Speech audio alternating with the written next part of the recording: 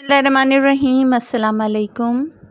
आज हम फटकड़ी के इस्तेमाल का सही तरीका सीखेंगे। फटकड़ी जो कि एक बहुत ही आम मिलने वाली प्रोडक्ट है।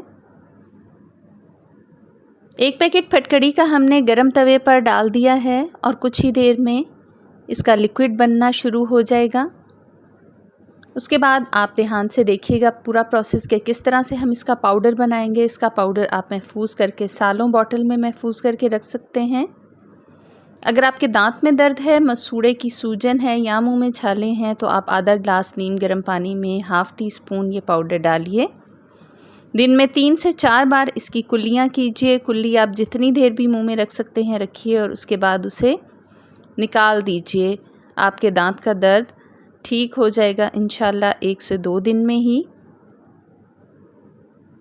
फटकड़ी पूरी तौर पर पिघल चुकी है और हम अब इसको एक स्टील की ट्रे में निकाल लेंगे।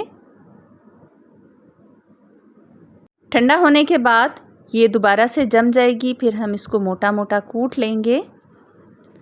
अगर आप वैक्सिंग कराने के बाद हाफ़ टी स्पून इस पाउडर को 2 टेबलस्पून नीम गर्म पानी में मिक्स करके रुई की मदद से अपनी जिल्द पर लगाइए तो दोबारा आपके बाल बहुत ही कम आएंगे और हर बार ये प्रोसेस करने से आपके बाल ख़त्म हो जाएंगे। हमने इसको मोटा मोटा कूट लिया है और अब आप इसको ग्राइंड कर लीजिए। दौरी डंडे में भी आप कूट सकते हैं या फिर ग्राइंडर में आप बारीक कर लीजिए। अगर आपके जिस्म पर कहीं भी रैशेज़ हैं तो आप 1 लीटर पानी में 2 टीस्पून ये सफ़ूफ मिक्स करके रख लीजिए और रैश वाली जगह पर इस पानी से नितार लीजिए। रैशेज़ आपके घंटों में ठीक हो जाएंगे।